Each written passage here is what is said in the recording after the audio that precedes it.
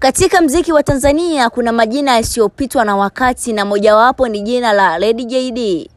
Lady JD kwa majina yake halisi anaitwa Judith Wambura maarufu kama Lady JD, aliyezaliwa mwaka 1979 Juni tarehe 15 mkoani Shinyanga, na tangu akiwa mdogo kipaji chake kilianza kuonekana wazi, ambapo alianza kuimba kanisani akiwa na umri wa miaka 7.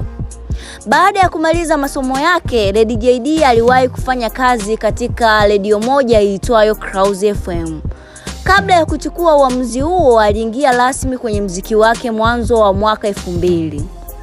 Mwaka 2000 alitoa albamu yake ya kwanza iliyoitwa Machozi, iliyompatia umaarufu mkubwa na kumfanya kuwa mwanamke wa kwanza kutumia gharama kubwa katika kutayarisha muziki wa albamu ya Bongo Flava. Albamu hiyo ilimfungulia ukurasa mpya katika muziki wa kizazi kipya. Na albamu yake ya pili ilitoka mwaka 2003, albamu yake ya tatu ilitoka mwaka 2005, lakini pia albamu yake ya 4 ilitoka mwaka 2007. Lady JD ni msanii mwenye maono makubwa na anayemiliki studio yake binafsi ya kurekodia ijulikanayo kama Jags Records, jambo lililomwezesha kusimamia ubora wake wa kazi zake. Katika safari yake amepata tuzo na heshima nyingi. Mwaka 2002 alichaguliwa kuwa mwanamuziki bora wa kike Tanzania katika muziki wa R&B na ametumbuiza katika majukwaa ya kimataifa ikiwemo Kola All African Design Competition. Mwaka 2005 alishinda tuzo ya video bora ya msanii wa kike Afrika Kusini.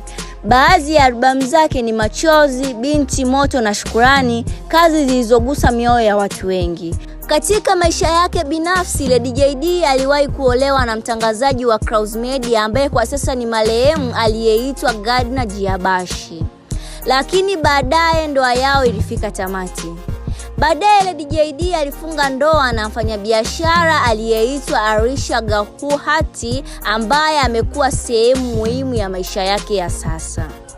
Kwa ujumla, mafanikio ya Lady JD yanatokana na bidii, nidhamu, uvumilivu pamoja na mchango mkubwa wa familia yake na watu waliomzunguka.